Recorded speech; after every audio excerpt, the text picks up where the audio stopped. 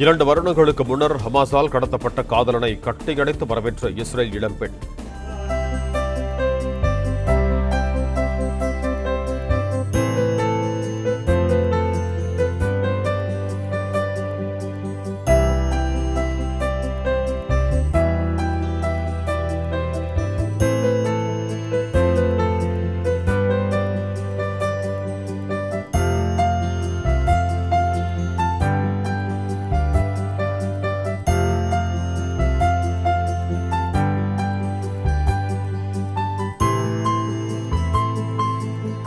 Hamas பிடியில் இருந்து கடந்த ஆண்டு மீட்கப்பட்ட இளம்பெண் 1 வருடம் காதலனுக்காக காத்திருந்தார்.